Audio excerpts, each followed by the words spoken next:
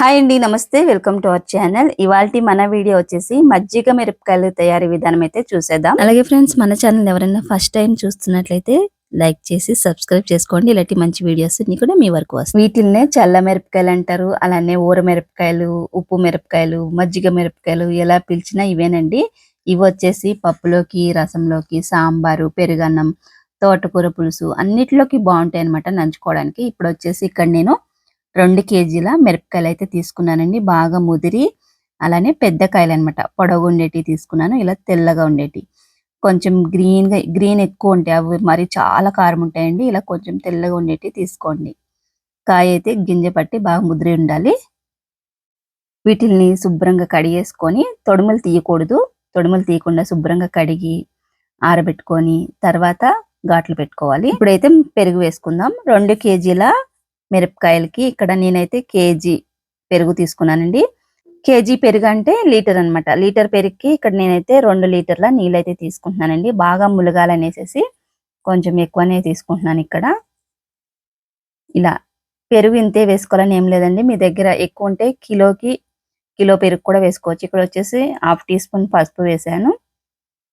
అలానే రాళ్ళుప్పు తీసుకుంటున్నాను. ఇక్కడ ఒక 3 స్పూన్లు అయితే రాళ్ళుప్పు తీసుకున్నానండి.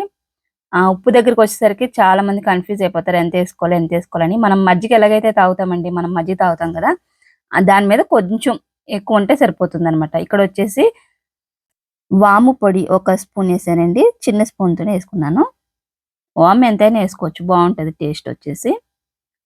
అలానే 2 నిమ్మకాయలు అయితే పిండుకుంటున్నానండి. నిమ్మకాయ పిండడం వల్ల ఏంటంటే టేస్ట్ బాగుంటుంది. అలానే మనం మజ్జిగలో మిరపకాయలు ఊరేటప్పుడు కొంచెం మెత్తగా అయిపోతాయి కదా మిరపకాయలు, తడిలో ఉండేసరికి. అలా కాకుండా ఎలా ఫ్రెష్గా గట్టిగా ఉండేటట్టు ఈ నిమ్మకాయ రసం అయితే హెల్ప్ చేస్తుంది అనమాట. మెత్తగా అయిపోకుండా కాయ అనేది కొంచెం గట్టిగా ఉండడానికి హెల్ప్ చేస్తుంది నిమ్మరసం వేయడం వల్ల. టేస్ట్ కూడా బాగుంటుంది.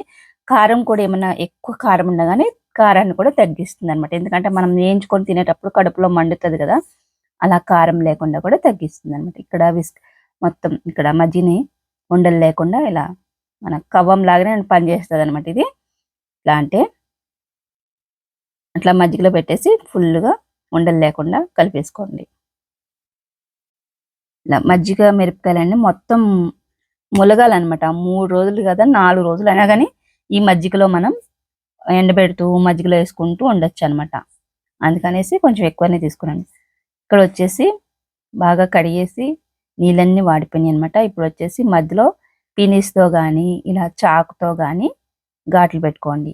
పైన వద్దు, కింద వద్దు, ఇలా మధ్యలో పెట్టుకుంటే సరిపోద్ది. కింద కట్ అయిపోకూడదు. ఇలా మజ్జిగ అంతా కూడా లోపలికి వెళ్ళాలన్నమాట. అందుకనేసి ఘాట్లు పెడుతున్నాము. కిలోకి కిలో పెరుగు వేసుకోవచ్చు ఉంటే, లేదంటే 1/2 కేజీ వేసుకోవచ్చు, లేదంటే 3/4 కేజీ వేసుకోవచ్చు, లేదంటే 1/2 కేజీ వేసుకోవచ్చు. అంతకన్నా తక్కువ అయితే వేయకూడదండి. 1/2 కిలో నుంచి మనం కిలో వరకు ఎంత ఉంటే అంత వేసుకోవచ్చు. ఎంత వేసుకుంటే అంత కాయలు అనేది మంచిగా తెల్లగా వస్తాయి అనమాట. మజ్జిగ ఎక్కువ పీల్చుకోవడం వల్ల తెల్లగా వస్తాయి. మజ్జిగ తక్కువైతే ఏంటంటే నల్లగా అయిపోతాయి కాయలన్నీ కూడా. ఇలా అన్ని ఘాట్లు పెట్టేసుకున్న తర్వాత మజ్జిగలో ఒకసారి ఇలా మొత్తం కింద నుంచి పైన అన్ని కలుపుకొని ఒక నైట్ ఫుల్గా మజ్జిగలోనే ఉండాలి.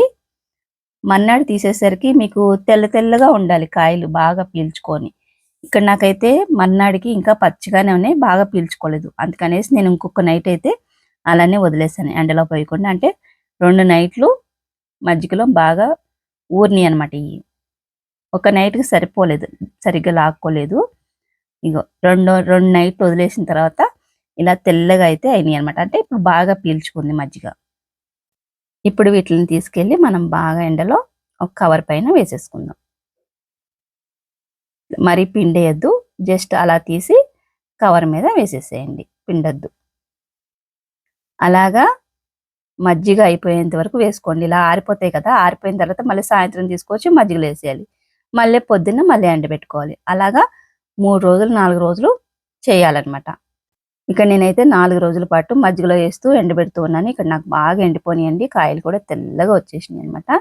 పొడి వీటిని తీసుకొని ఒక డబ్బాలో స్టోర్ చేసుకోవడమే. అప్పుడప్పుడు 2 నెలలకు ఒకసారి, 3 నెలలకు ఒకసారి ఎండ ఉన్నప్పుడు ఎండలో పోసుకొని మళ్ళీ మనం డబ్బాలో స్టోర్ చేసుకోవచ్చు. పప్పు, సాంబారు ఇలా ఏదైనా మనం తినాలనిపించినప్పుడు వేయించుకుంటే చాలా బాగుంటాయి అన్నమాట.